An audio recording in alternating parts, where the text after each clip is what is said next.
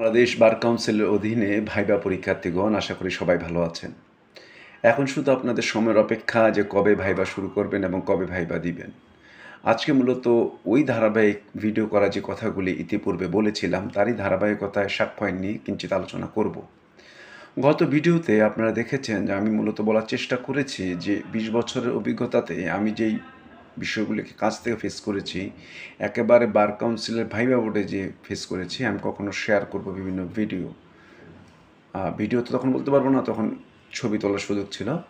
সবগুলোর ছবি-টবি আমি মাঝে, মাঝে দিতে পারবো যে আমি তখন থেকে ছাত্রছাত্রীদের সাথে যাই হচ্ছে মানে আগ্রহ ভরে কালেকশন করার চেষ্টা করছিলাম। বিকজ আমি আমার নিজেকে সমৃদ্ধ করার পাশাপাশি জ্ঞানটা ছাত্রছাত্রীদের মধ্যে দিয়ে যেতে চেয়েছিলাম। যুগের পরিক্রমায় টেকনোলজি আসলো। করোনার মাধ্যমে আমরা টেকনোলজির একটা নতুন ধাপে প্রবেশ করলাম। কাজে সেই ধাপেই মূলত আজকে আলোচনা করব সেই বৈজ্ঞানিক সুযোগ সুবিধাকে ব্যবহার করে। তাহলে আমরা সাক্ষ্য এনে দেখব যে মোটামুটি আমরা যেই জায়গাগুলোতে যাওয়ার চেষ্টা করবো যে প্রমাণের ভার জিজ্ঞেস করবে, বাড়ানো প্রুফ কী? প্রমাণের ভার সম্পর্কে কত থেকে কোথায় বলা আছে, কোথায় বলা থাকলে স্পেসিফিক 101 বলে চালিয়ে দিতে পারেন। আর মূলত এই বিষয়টা নিয়ে আলোচনা করা হয়েছে 114 পর্যন্ত, 112 পর্যন্ত অবলীলা এই বিষয়গুলি আছে। এই কিছু কিছু বিষয় মাথায় রাখা। প্লি অফ এলিবি কি, ওই যে 103 ধারাতে অনুপস্থিতি একটা গ্রাউন্ডস তৈরি হয়। এক্সেপশন অফ প্যানেল কোড, সাক্ষ্য আইনের যে দণ্ডবিধিতে ব্যতিক্রমের কথা বলা আছে, যে প্রমাণ করার বিষয়টা কখন আসবে, এগুলি আমাদের জানতে হবে।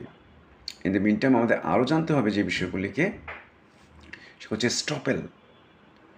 এর মধ্যে আবার জিজ্ঞেস করবে feeding the grant by estoppel, যেটা সম্পত্তি হস্তান্তর আইনে ছিল, ট্রান্সফার অফ প্রপার্টি অ্যাক্ট 1882। দুইটার মধ্যে মিল অমিলের মধ্যে বিষয় আছে কিনা। তারপরে 16তে আছে ওয়েভার, এটা আমরা পড়ব। তারপর হচ্ছে ডাম্প উইটনেস কি, মানে ওই যে বোবা সাক্ষীর বিষয়টা। তারপর হচ্ছে স্বামী স্ত্রী কি একজন আরেকজনের মামলায় কি সাক্ষ্য দিতে পারবেন কি না, 120 আমরা পারবো। তবে কিছু কিছু মানুষ আদালতে সাক্ষ্য দেওয়ার জন্য আনা যাবে না, ওই বিশেষ সুবিধাপ্রাপ্ত বিষয়াদি যে বিষয়গুলি আছে 121 থেকে 128, 29 ওই ধাপ পর্যন্ত একবার দোভাষী হয়ে যে পর্যন্ত গিয়েছে ওটা, এগুলো একটু মাথায় রাখবেন।